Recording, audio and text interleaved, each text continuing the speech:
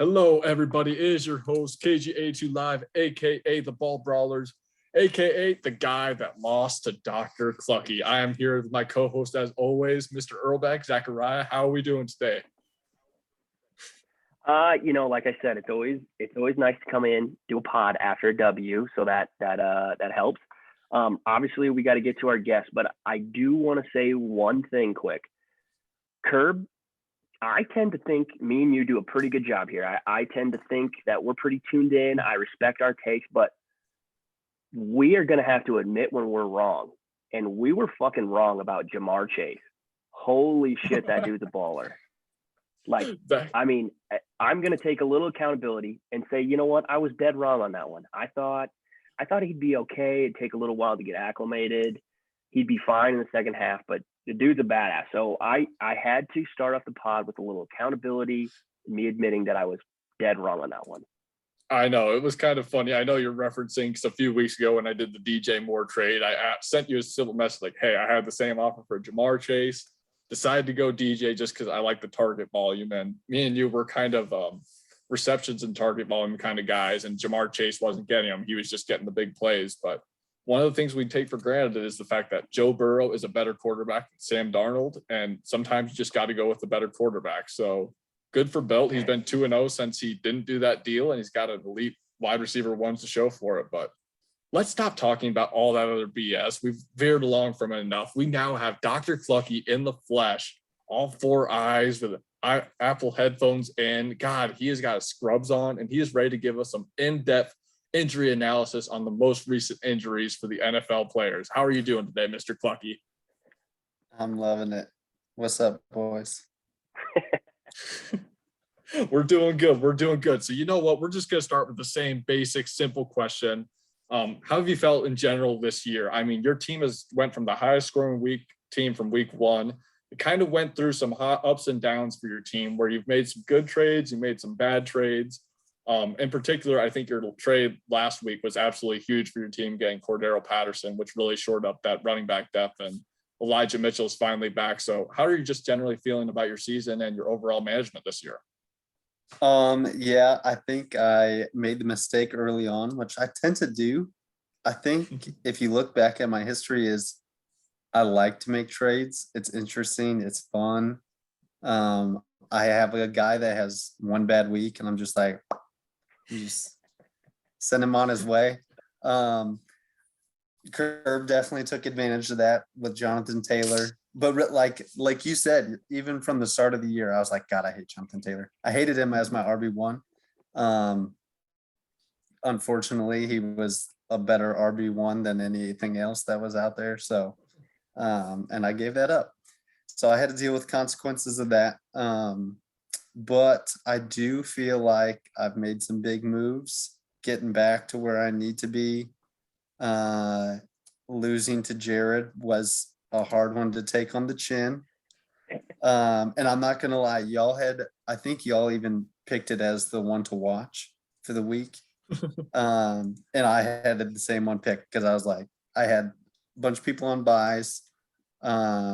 Elijah was still injured, and I think he was still injured or he was just coming back. He had a buy that week. Oh, it was the one where Trey Lance.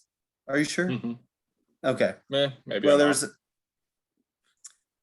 there's another game he was back and freaking Trey Lance carried the ball for like 30 yards, but 500 times the whole fucking game.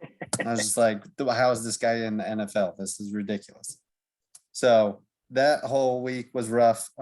So I've worn some tough losses since that first week, but I do think we're on the mend, capitalized by the big win against the Ball Brawlers last week. And I'm just going to keep chugging along right across Ray's Refuse this week. I'm not worried about this one at all. Ooh, I like that. And so you kind of touched on the moves you've made. Is there like a weakness? Like, is there something on your team where you're like, I wish I was better in this spot? You know, is there anything you're looking to upgrade? I think I really only have one wide receiver one in Debo. Chris Godwin It depends. There's just so many threats on the Buccaneers that like Mike Evans drops 30 whatever points last week with 3 touchdowns. Well, next week it could be Chris Godwin, and I think he had one game where he went off. It can just be anything. The nice thing is on that team, all the wide receivers have a pretty high floor. Yeah. Like you're going to get 10 points just being behind Tom Brady. So that part is nice, but it's hard for me to claim him as an RB1. So I think as long as I have Debo in and as long as I have Chris Godwin available, I have Sterling Shepard as long as he's healthy. He's a fine one to throw in if needed. And then when you look at my running backs, oof, it's been a struggle because I just don't know which way to go. The big upside, obviously, DeAndre Swift, loved that. I had him at the end of last season, and I really thought he was going to be someone that made moves this year. And I just want to throw this out there. Last time that Sap was on here, he was like, oh, like Jamal Williams obviously is the new running back for the Detroit Lions. He's like taking all the snaps, blah, blah, blah, blah, blah, blah. And then just this week, if you look at the little ESPN insights, it says clear front runner for Detroit running back, DeAndre Swift, obviously leading the backfield. Well, it just is what it is. But Sap is the one watching the games, so how could he? That's what I don't get. I don't know which game he's watching. How could he be missing this? My only He watches assumption every game. is that Detroit doesn't broadcast in the Midwest. I don't know. I think he's got Sunday Ticket. Doesn't he watch every game? I mean, I will say watching Detroit would be painful. That's not one I would typically have on the screen, but yeah, I would 100% agree with that. That's like for Zach trying to watch Jalen Hurts play quarterback for his team. You don't watch it at all because the first 3 quarters, he's going to get you a total of 7 points and you are going to be pissed off at the world. And then the fourth quarter, he gets 2 rushing touchdowns to end up with 24. And he's like, oh, that's how you do it. But I guess the one will give you, go ahead, Zach, then I'll get my next question to Ross. That's the number 2 quarterback in fantasy land you're talking about. But anyways, carry on. On an overall points basis, not a points per game basis, because players have their buys. I don't want you misconstruing that, trying to trade him off because he might get benched next week for the backup quarterback. So don't be trying to use this pod as your trade leverage for all of that fun stuff, Blondie. We see right through it. Just saying he's the number 2 quarterback. But anyways, carry on. You were saying. I will carry on. And so I guess the one thing I do got to give you major kudos, because the one pick I didn't like for your team this year was DeAndre Swift. And I think as of right now, he might be the RB2, and I just didn't like the offense, and he's absolutely been a horse with you. So the only question I guess I have looking at your team, and I just kind of came to me now, is right now, a lot of your offense and your big guys depend on San Francisco. Are you worried at all about Trey Lance being that starting quarterback and then him potentially platooning the value of Debo and Elijah Mitchell? Because Trey Lance, as you noted, he just likes to run the ball, and that's going to hurt both of your guys if he's not distributing ball to the big playmakers that they have. Yeah, I think if he's going to be the primary guy the rest of the year, it's going to hurt for sure. I have to imagine that both coaching staff and Lance himself are going to realize there ain't no way they're winning any games with him rushing 30 times a game. And the lead target is going to be Debo. So I think Debo will be fine either way. Elijah, I'm going to take the hit for sure with Trey Lance. And I don't think there's any positive behind that either, unless they start running the option or some shit. Now, that is usually the theory, though, is a running quarterback technically helps the running back in theory. So, I don't know that it's future prediction, but there is a possibility. The rationale the offense could be better. The rationale is it that they're more efficient with their carries because there's a running threat, but there's also less carries for them to go with. So in the end, the net effect is kind of a wash, is what studies that I've read. because they're more efficient with those carries, but they're not getting potentially 2 to 3 less carries a game. So the extra 2 or 3 yards they're getting per carry kind of ends up breaking even. So in the end, it's a pretty decent break even right there. Yeah, I think the biggest thing is who gets the goal line carries. Mm-hmm. Like, it's not going to Bingo. matter if you're rushing it 50 times a game and you're doing it to work down the field, and then fucking Trey Lance has a big head and wants to pop it over the goal line. So I think you said something, and it might have been in the previous answer, but you were like, you like kind of look at your running backs and you're like, well, I feel pretty good about DeAndre Swift, and then I see like, well, these guys are all right. But honestly, I feel like if you look at everybody's running backs, that's how everybody looks. It's like, Yeah. oh, one guy, you're like, I feel pretty good about this guy. And then Mhm. everybody else is like, well, they're okay. I mean, unless Yeah. Christian McCaffrey comes back and is Christian McCaffrey, I feel like that's kind of everybody's running back room is Mhm. everybody's kind of like, well, this guy's pretty good, but the rest of them are meh. So, you know, I think that's just kind of the reality of fantasy football this year, injuries, and it just seems like things are spread out. So it feels like running back is sort of like a wasteland a little bit.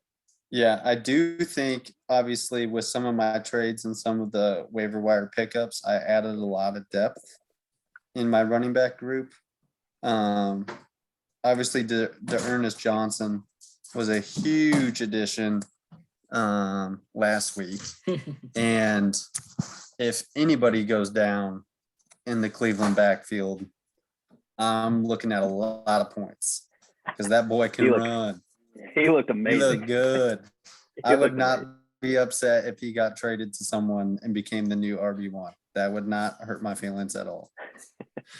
No, absolutely. And you actually kind of took the ammunition out of my next question, or not even really much a question, it's more a comment toward your team. It's just the past few weeks, I think you have been one of the best players in terms of being aggressive on the waiver wire and getting people with Alex Collins. I know he didn't have the strongest week last week, but he got 15, 16 carries, and you got him on the waiver wire playing against Jacksonville next week. And right now, Chris Carson has a neck injury. And I guess leading into my question, like, do you look at some of these fantasy football injuries a little bit deeper and try to look a little bit more, try to use some extra resources? Like, you know what? Everyone says it's a 2 to 3 week time frame, but really it's going to linger a little bit, and it's a lot easier to re-aggravate as opposed to some other injuries that you see. So do you ever put your doctor hat on or put your scrubs on when you wake up Sunday morning on the shitter trying to set your lineup? It's like, oh, that guy's going to get hurt today. Let's pick that boy up before everyone else. I do think, I can't say I've used it a whole lot, but there are certain things that like you can, because the team is incentivized to make it sound mild, obviously, right? They want the fans to come out. They want them to continue to buy tickets for games down the season, hoping their starting quarterback's going to be in. Like Russell Wilson was a perfect example. The second I saw his injury, I was like, that's at minimum 6 games, minimum. He fractured his finger with a tendon ruptured off the bone. Like, you know how like Sapp has that little nubbin finger that looks like this? That's exactly what happened to Russell Wilson. And Sapp just didn't splint it. So now it like eternally looks like that. But so that's why they can't even push Russell back if they want to, is if he starts utilizing that finger, he runs the risk of rupturing it again, and then they'll never heal right. So he's screwed. Like, is what it is. You can't make the body heal that much faster, whether you're an NFL quarterback or our lazy asses on the couch. See, and I think that does give you a competitive advantage a little bit, because they are the like media speak is like, oh, they're going to try to rush Russell back, like, and get him, you know, you said 6 games, they're talking like 3-4 game like stint for him. So it's like, that is a competitive advantage. And it feels like this year, and maybe this is just, I don't know, recency bias or something, but it feels like there's less preseason. So there's more injuries, soft tissue, hamstrings, like calf injuries, tons of that stuff. So I do feel, I mean, and do you think that it's a competitive advantage for you to like, well, this guy is going to be out for these couple weeks. I can either trade him away or trade for or pick this guy up. Like, to me, it feels like it's got to be a competitive advantage. Luckily, you've been nice enough to share some of that when I ask Antonio Gibson questions. But, I mean, do you feel like it's a competitive advantage in some of that? As far as competitive advantage, I don't know that I'm actually going to see the fruits of that labor. I think if anything, I might be willing to take people off the waiver wire sooner or later than other people. But otherwise, no, I don't think it's that helpful, unfortunately. No, well, go ahead, Zach. It is helpful for the group when we ask broad-based questions. Like, I know last year we were asking about Kamara was getting epidurals, and this year we got to ask about shin splints. So it is helpful. I mean, like in Antonio Gibson, for example, like he's a good example. Is he's going to be on the questionable list every single week for the rest of the year, and that's just how it's going to be. And he's probably going to play every single week. And is he going to be 100%? Probably not the rest of the year. Unless he gets some extended rest. But, and like that's the same as DeAndre Swift, like a groin injury just sticks around like that. You can play through it versus all these people with these hamstring injuries. Like when you're running 22 miles an hour, hamstring injury, it's like, sorry, brother, ain't gonna happen. That's just how it is. But you kind of need those. Yeah. And that's the tough part is you have to look at some of the updates and insights that like the team gives you as far as the severity on some of this shit. Because like Julio Jones, he's going to be on questionable list every week, regardless of whether it's like something tiny, like he's got an itch in his jock strap, or he actually like tore his hamstring off his leg. Like he's going to be on there no matter what. Yep, I respect that. And I always love Zach giving the numble nudge. It's like, hey, that Antonio Gibson guy just happens to be on my team. Always wants to poke a little hole. But you know what, Zach? You're still 0-3 against me the last 3 matchups. So you keep trying to do whatever you want, and I'll just keep beating your ass. Ross said it was a perfect example, so I'm glad I brought it up. Mm-hmm. Yeah. So I guess with that, Ross, I think that's most of everything I have. But one thing I want to potentially start doing for our guests is kind of opening up the floor to our guests. Do you have any lasting questions that you have for me or Zach, or do you have a message that you want to send to your opponent, Sapper, right now? Because this is your floor. This is your platform, baby. We're putting it on the spot. What do you got for us? So I will say in regards to Sap, looking at his team, I can't see him being ranked in any power rankings above 4. Now, that being said, if you look at his record and who he has left on the season, unfortunately, he could squeak in there, which is sad for our league. And I think Kirby might be talking somewhat about this a little later in the point differentials, but talk about winning the ones you need to win. Sap, you're getting it done this year. It won't be this week, but other than that, you've been doing well. Beautiful. Well, hey, I mean, that's all I got. Zach, do you got anything else, or do you want to kind of touch base on last week's matchup and kind of do the rest of the recap, man? Do you have anything else for our special guest today? No, I think I like opening it up and letting you kind of give your 2 cents. Like, that's kind of the fun of it. Like, we get to sit up here and talk shit all the time. I like opening the door. Some people like respectfully kind of decline and say, you know what, Sap, he's fine. And some people are like, God, that fucker sucks. So I like opening it up. It gives it a nice little twist there. Beautiful. But hey, with that in mind, let's just talk really briefly on last week's matchup. So we kind of highlighted a few matchups, but one of the ones that I know you highlighted last week, Zach, was the pretty much Sacco toilet bowl between Jared and Josh. So you want to kind of give a quick recap on what all happened there, and then we can bump to Ross for his thoughts on it? I mean, I just think we did such a good job of pegging. I mean, not that it was like super hard to peg, but like it lived up to the billing of the toilet bowl, right? I mean, we got 79 points out of Jared and we got 86 out of Axe, and that was enough to get the W. Granted, if Axe plays literally anyone else this week, he loses. So I think it fit the billing of the toilet bowl to a T. So I mean, again, a little tap on the back for us, kind of pegging that one right on the money there. Yeah, no, absolutely. And that's one of the things that we've kind of talked about Josh in the past was his inability to set lineups. That Sapso went as far as to call him like, oh, I pulled a Josh by not starting a player. And then Sap goes by and does it the very next week. But here's my shout out to Axe, where it was a very late one on Saturday, despite Josh being in Colorado.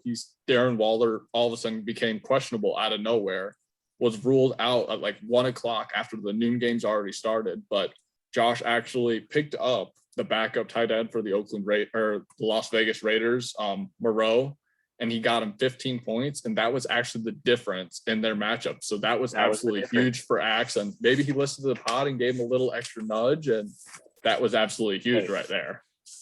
That, again, a little back tap to us. We're doing God's work here. We might have given Axeman a W, so maybe we could take half credit for that. So I agree. I think the pod is doing exactly what it's supposed to be doing. We're helping these guys get fantasy victories, and that's the whole point. That's what's absolutely beautiful. And the one thing I also got to touch on, Jared's defense scoring -5 points that week. I mean, if he had a defense that scores 2 points, he gets the win. So it's a tough week for Jared, but you know what? It's been a tough fantasy football career for Jared. And so, you know what? Maybe sometimes something will be brighter on the other side. Ross, you got anything that you want to summarize before we jump to the next one? You know, it's hard to pick who I should feel bad for more between Jared and Josh. Jared, I believe after draft, at least by ESPN standards, was ranked number 2 in the league. I think he has also been infected by the trade virus like myself, and has been sucked dry of a lot of his skill. And then Josh, like you look at Josh from the matchup last week, basically half of his starters were on the bench. Like from injury or buys, that's rough. Like you can't, in a normal week, you can't win a game like that. Luckily, he had the right matchup for the week, but that you just aren't going to survive out of the Sacco if you're playing like that week to week. That's rough. No, I feel like I have to respond to that subtle shot that came my direction there. I mean, I gave Jared his 2 best players last week. Damian Harris and Myles Gaskin scored about half of his points. So, but who did I'm not sure what everybody's talking about. Montgomery, who didn't score, and Singletary, who was on bye. Montgomery didn't play, did he? He's injured. No. Yeah, he's injured. So that's the whole rationale. I'm giving. Yeah, I'm giving Jared his best players. It's all a philosophical question of, if Jared thinks he can still make the playoffs before last week, it was the right trade for Jared. If he didn't think he can make the playoffs, I think it was the wrong trade for Jared, that he gave away the best player. That's just my outlook. If he thinks he can start the season 1-5 and still make the playoffs, and you know you need to go 7-7, then it's the right decision. But if you're trying to avoid the Sacco and actually finishing last for the 3rd time, I think it was the wrong decision. Yeah. And that those words carry very heavy weight. We'll have to touch on those a little bit later, but got to be careful with what we say because those words carry weight and people are listening. But we'll touch on that later. So, anyways, Ross, I cut you off. What were you gonna say? I was just gonna comment. So when I was listening last week, when Kirby had said that, that's exactly what I thought when Jared was making some of these trades. I'm like, who gives a rip about this week? Like, ride the IRs, ride every single like top 20 player that's got a 5-week injury, put them on your freaking bench right now and ride it out, and then slide right into the Sacco playoffs and get your ass right out of there as fast as you can. That is how you play this, Jared. That is how we do it. But you know what, Zach, you said you want to touch base on later, so we'll touch base on later. But we've touched base about the toilet bowl long enough. So the last matchup I wanted to at least touch briefly on was just the high scoring smorgasbord between Pooty and Schultes. I mean, another week of Pooty scoring the second most points in the league and not getting the W. I mean, he absolutely went off. I know on Monday night, the very first possession for the Seahawks, they had an 80-yard touchdown and Pooty takes the lead. Projections are neck and neck. And then DK gets one more target the rest of the game and Kamara goes bonkers. So what are your general thoughts with that, Blondie? I think that was the worst thing in the world that happened to him because DK Metcalf scores an 80-yard touchdown right off the bat. And Pooty goes, I might have a chance here. Fuck no, he didn't have a chance. Kamara shut that door pretty quick. But that was the worst thing that happened to him because that got him a little bit excited. And then he was down. DK like gives him new life and then they slam his dick in the door again. It's like that I think was the worst thing that happened to him. That's my opinion. Ross, what do you think? Yeah, no, I agree. That would be extremely heartbreaking loss, especially looking back at all of his other games where he scored a ton and gotten shit on with a big L. Like that's rough. And was that his highest scoring game of the year too? I'm not sure. I know. Close. Yeah. No, he actually scored 150 against you, but he has losses. He scored 125 and lost in week 2. He scored 130 and lost in week 5, and now he just scored 145 and lost in week 7. Yeah, that's rough. Tough to recover from. He has the most points against he clears the next person in points against by like 60 points. So it's stacking up on Pooty, and you gotta feel for the guy. And the one quick comparison, I just ran something like I'm just gonna share my screen really quick and kind of showcase what in the world I looked up earlier because I was interested. So this is just another random, quick, easy algorithm, but what it kind of showcases is overall wins. So right here is the area I want you to focus on, and the two teams compare are Pooty and Shane. So this is if you were to play every single team in a given week, how many teams would you outscore? So right here, the week 1, I scored the lowest amount of points. I would outscore 0 teams. And then Pooty only outscored me. Sap only outscored Pooty and me, and so on and so forth. And so if you're looking at your overall wins, if you were to play every team every week, Pooty would have 38 wins and Sap would have 17. And so it just kind of showcases, despite Pooty finishing as the high point scorer in this week and the second highest point scorer in this week, Pooty has scored so much more points than Shane on overall wins if you were to play every single team every single week. But Sap has taken advantage. Sap has only outscored half the league one time in the whole entire season, yet he is currently sitting with the winning record as opposed to Pooty, who is pretty much one loss away from getting kicked out. So that's what's kind of beautiful about the Yarsky is it's not always necessarily the best teams are going to make it. Sometimes it's about matchups. It's about playing that defense. And right now, Sap appears to have the best defense in the league because no one wants to score on the guys. I mean, I know I'm kind of just throwing you guys on this, but you guys have any quick little thoughts just kind of looking at this? I think you are visualizing what everyone knew. We knew Pooty was scoring a shit ton of points and getting fucked in the matchup. And we knew Sap was not scoring a lot of points, but having good matchups. So I think basically what you're doing is contextualizing or visualizing exactly kind of what we thought was happening behind the scenes there. Yep, absolutely. So you know what? That's what's absolutely beautiful. We try to provide quick little data points and all that fun stuff. We do whatever we can week to week to try and change things up. But I think with that, I think we got to jump into Zach's power ranking because it is going to be a very interesting week. We've talked all year about this is the year that is as close as it's been. Right now, we have how many teams that are at 4-3? Are we at 4 or 5 teams that are at? I think we're at 5 teams that are at 4-3 right now. How many? No, I think we've got 6 that are at 4-3. 6 teams at 4-3, and then 1 team at 5-2, and we got a smorgasbord of 4-3 matchups this week. But you know what? Before we do all that, I guess we got to jump quickly into what we had for last week's ranking. So let me see if I can pull that up really quick so we can kind of reference that.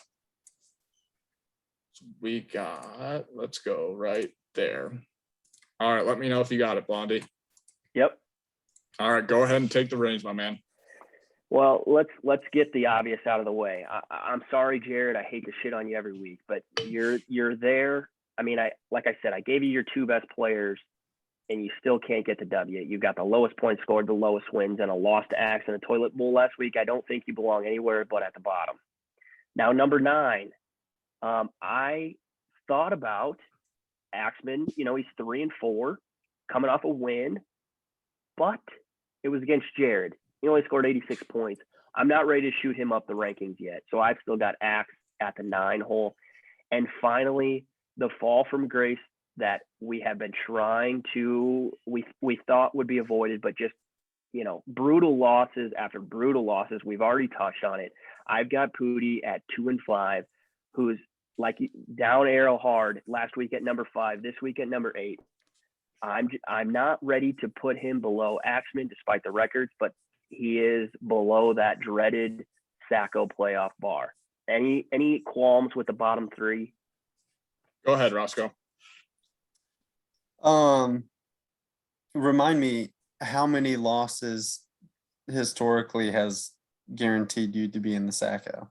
So this is a new year where we have Mhm. one more extra week of the regular season. So typically there has been a 6-win barrier to make the playoffs or at least get tied. But with the extra week and how many tiebreakers we have, it looks like you'll need to be at least 7-7 in order to be in the playoffs or at least in a tiebreaker for the playoffs, which makes it tough for Pootie's team.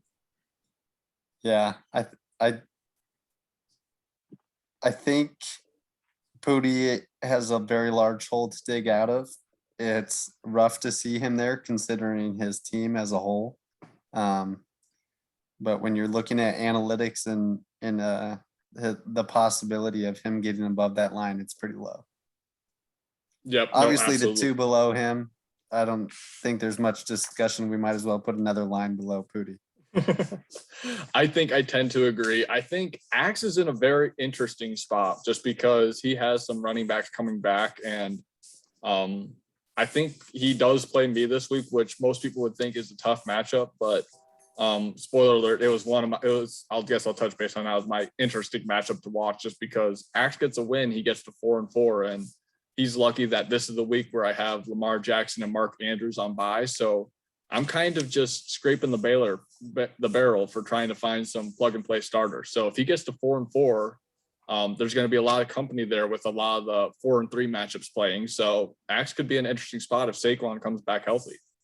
Now, we didn't really have like a trade waiver section because there wasn't a lot going on, but we do have what I would call a noticeably absent waiver pickup.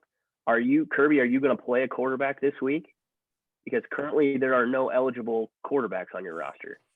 To be determined. I mean, I don't think Axe really deserves me playing a starting quarterback. I mean, do I really need it?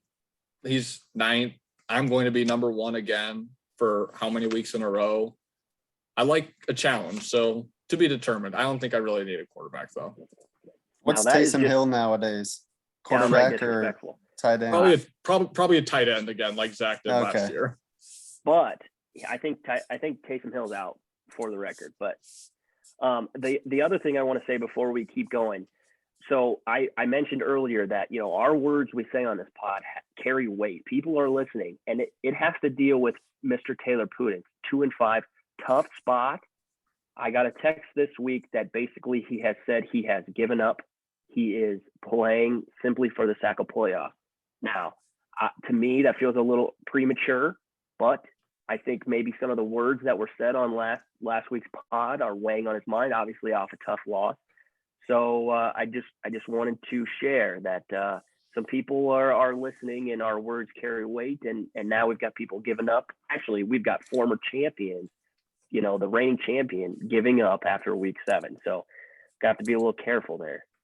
I would remind him of an underdog story of a Mr. Bald Brawler last year. I believe I was 2-5 last year, if not 3-6 or something, and still made the championship game and beat off unbeatable Ross. So you never give up. So that's why I don't bury team, because I like Pootie's team a lot more than Axe's and Jared's. I think he's justifiably ranked at number 8, but I think he has the squad to potentially go on a 5-2 run. He's got the points for that's going to break a lot of tiebreakers.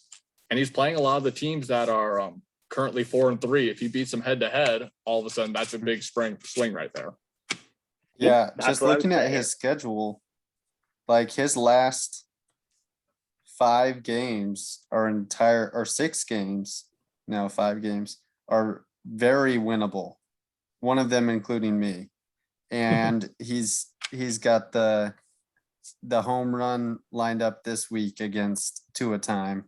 So there's W's there to be taken. If he loses this week, we bury him though. I won't have any qualms with that. If he loses this week, then it's time to play for the. But what I'm saying is, like, you're saying people should just be giving up already. It's like, remember last year you were 2-5 and still made the playoffs. So to me, it felt a little premature from that text from Pooty. I'm hoping he was still just a little bit sour about what happened last week, understandably so. But I just think it's a little early. We're just hit the halfway point of the season to be sort of calling it in. So I wanted to point that out. So all right, we touched base on the bottom 3 for way too long. We need to jump up. So let's go 4 through 7 next, Blondie. And the hard part is, like you said, we've just got an absolute log jam after this. We've got, like I said, 6 teams that are 4-3, and we're splitting hairs every way here. So I've got myself, despite the bounce back win, there's just too much volatility going on here. So I've got myself at the 7 hole, still on the outside looking in. Okay. I'll find you here. There we go. Now let's get to the teams that are making the dance. So Sap got a little bit of love last week at the 3 hole. I think Ross basically said there's no way, based on his performance, that he should be above the 4 seed. And as of this week, I'm going to have to agree with him. I still got him making the playoffs right now, but he's the second fewest points scored. And to be honest, the least amount of points against, like Kirby said. We talked about how many points Pooty has had against him. Well, Sap is on the other end of that spectrum. So like you said, Sap's playing hella good defense. But with that loss last week and the metrics that we've talked about, that's why I've got him down a few spots this week. Number 5 and number 6, these two have been kind of getting grouped in all year. At number 5, I've got Luddy. He's been between 100 and 105 the last 3 weeks. Tough loss last week.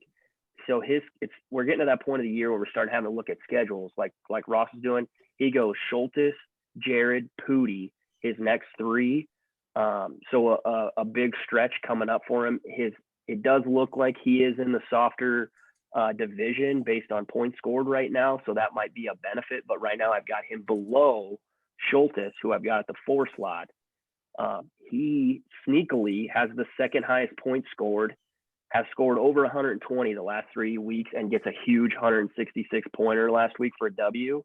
Granted, his last 3 weeks were against Jared, Axe, and Pooty. So, some people might put asterisks on those wins, but hey, wins are wins. He's clearly scoring points. So I've got Schultes at the 4 spot.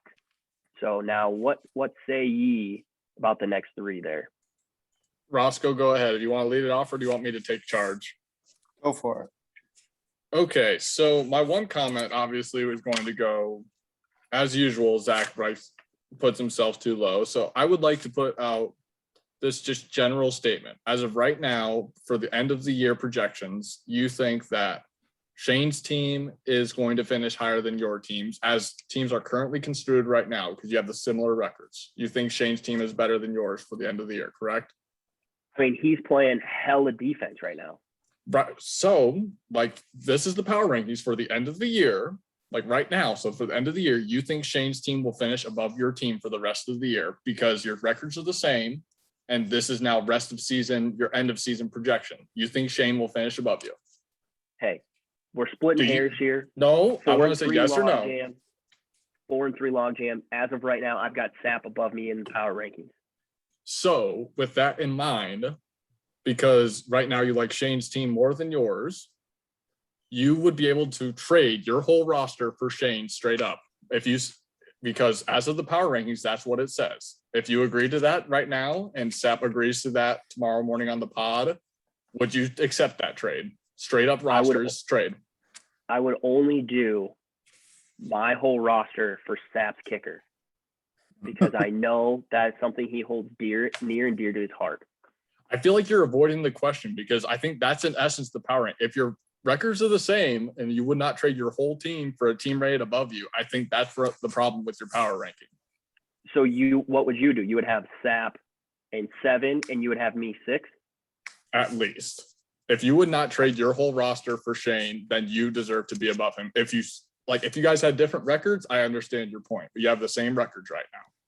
Hey, I mean, we're splitting hair. Like I said, it's a log jam in the middle. I wanted to put you in a corner. Everybody can be moving. Everybody can move week to week. Sap's playing good defense. I might have to go take a page out of his book, see what he's doing that's working over there. Beautiful. So after that, we've got sort of the 3. Now, I almost hated Blondie, to put. 1 second. Just tell me the 3 in order. You can go dive in because I do need to piss and grab a beer. So I'm just going to put the numbers up here and then you can go into detail. All right, go Ross, Tino, Kirby. Now, I almost hated to put Ross at the 3 seed because it seems like every time we get a guest on, it turns into like a dick sucking contest because I think every time we've had the people on, they just shoot up the rankings, and I swear to God, it's not that. But I don't know how. I mean, last week we talked about Ross's team. People were writing you off after a tough stretch of games, and then I think you kind of took that personally after all that shit talk. You kind of took it personally last week. You go out, blow the doors off of Kirby. You still control your destiny in the Busch Light division. So I've got you at the 3 seed. So not a dick sucking contest, but I did the win last week was huge, obviously. Built at 4-3, gets away with the squeaker last week over Luddy, still top 3 in points scored. But one thing I wanted to point out about Built's roster or about Built's wins, they're over Jared, Axman, Pooty, and then Luddy last week in a squeaker. So again, people are putting asterisks on wins, not me. I would never do such a thing. A win's a win. But some people might say I'm giving him a little bulletin board material, so I should probably stop talking. And then Kirby at 5-2, huge loss to Ross this week. Keeps everybody real tight in that middle, but still the only 5-2 team and gets axed, luckily, on that Lamar Jackson, Mark Andrews bye week. So, Ross, any thoughts on that top 3? Anything you did differently? I think it just to reiterate basically what y'all have been saying this whole season is that there's a massive log jam in the middle and it just keeps getting worse. Like it normally by this time of the year, you start having people pull away and they'll string together a couple wins or they'll have some pretty consistent point totals where you can kind of go off averages and stuff like that. Cause that's really what I look at is averages when I'm trying to make decisions. And like everybody's hovering right around their starters averaging 130-ish points a week. But nobody scores 130 points a week. That's the worst part is like everyone's scoring 110 if you're not Josh and Jared or 150. Like it's one or the other. And it just depends on the week. And I think we have teams that are a little more consistent. I'm hoping mine is going to become one of those teams with some of the trades I made and pickups. And then you have teams like Pooty and Schultes, who their wide receivers are absolute like gun loaders, where like when they go off, it's just see you later. Like you just watch point totals fly up because they're going to score 3 touchdowns a game. And they all seem to do it. Like they call each other before the games. They're like, hey, this is the week. We're doing it. And then boom, they get 180 points that week. So I don't know. I think that's about as good as you can make it. I don't think that I would put myself necessarily that high. I agree with Kirby on that. I think Schultes should probably be ahead of me. I would put Sap down at 7 just because I don't think He's that good, and I'm gonna give him another L this week. You are gonna rely on AJ Brown to become what he's supposed to be. I think just that small increase is probably gonna get you a couple wins to make you eat your words a little bit that you're not that bad. And you said something. You said, all the teams in the middle is making it terrifying. It like depends on how you look at it, because it's going to be like really fun to watch 6, 4, and 3 teams try to sort out like who's going to make the last. I mean, like if a Pootie's given up and Axe, like I don't even think Axe isn't even out of this yet. But like, so you're saying if there's 7 or 8 teams still vying for 6 spots, it's going to be terrifying if you're in the middle of that group, and it's going to be fun as fuck to watch coming down the stretch. Yeah. I agree. I don't remember it being this, like you said, normally teams are like separating themselves. Right now we've got an absolute fucking log jam, and it's going to be a real treat going down the last half of the schedule here. Yeah. And Yeah, I'm looking at some stressful remaining weeks because I just looked at my schedule too. And basically it's just log jam city. That's who I'm playing the whole time. Yep. So all of them are huge wins. None of them are guaranteed other than Sap.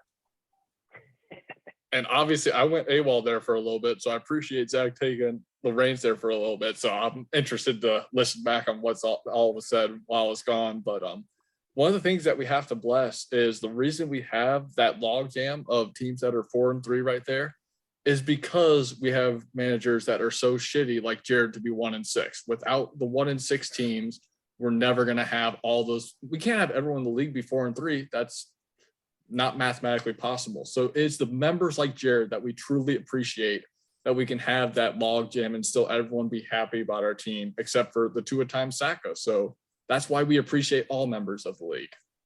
I thought you were going to say it's because of the pod. That's why it's so log jammed this year.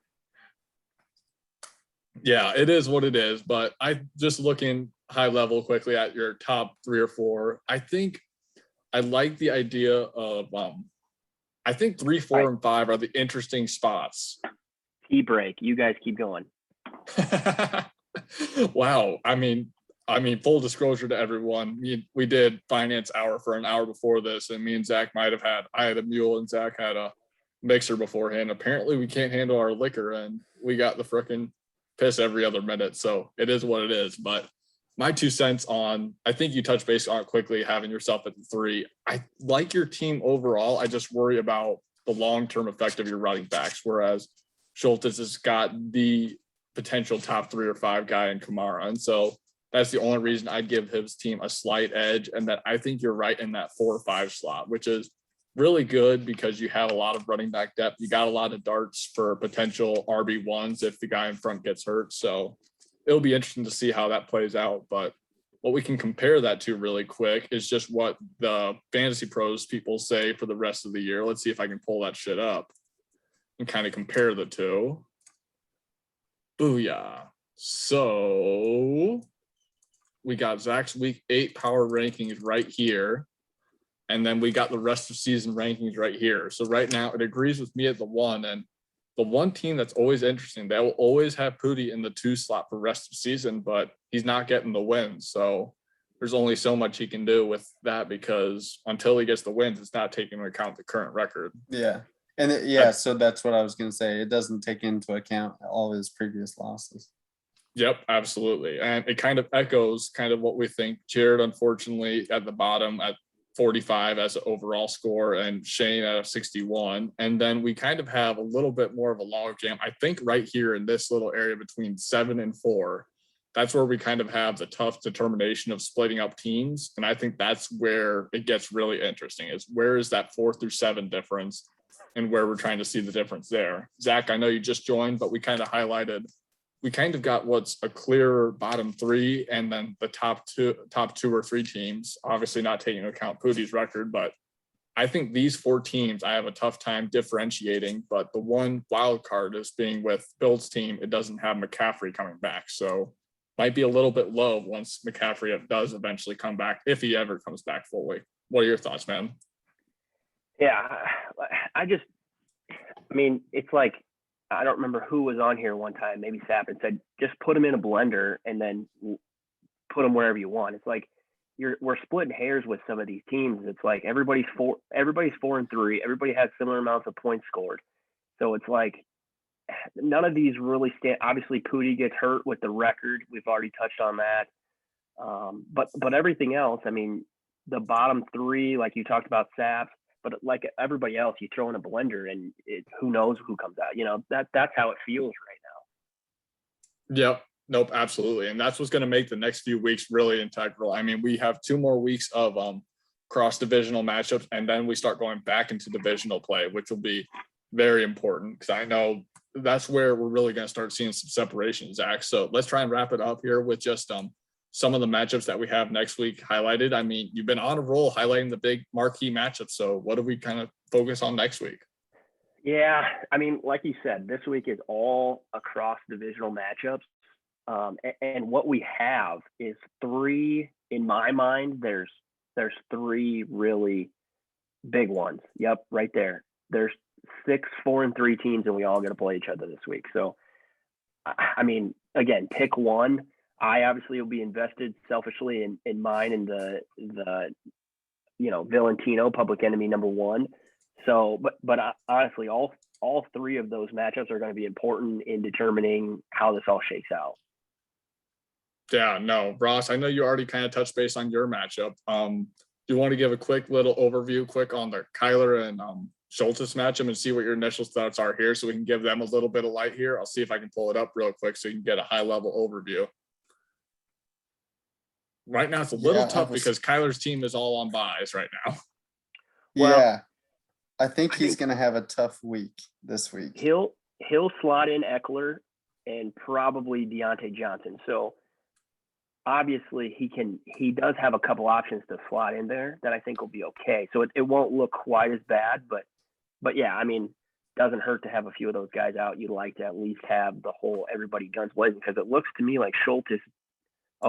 D-Hop, he doesn't have D-Hop in there right now, which I know that he said he's kind of questionable for Thursday night, but I read he was going to play.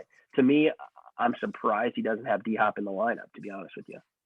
So you know what? I know Schultes is an avid listener, so he will 100% be taking that feedback. So we'll see what all happens there. But I think that all the 4-3 matchups are going to be very interesting. We are already guaranteed at least 3, if not 4 teams at 5-3 next week. So that is going to be absolutely huge and see we're starting to slowly get that separation in those divisional matchups. And this is my favorite cross-divisional week of them all, just because of what's all going to change here.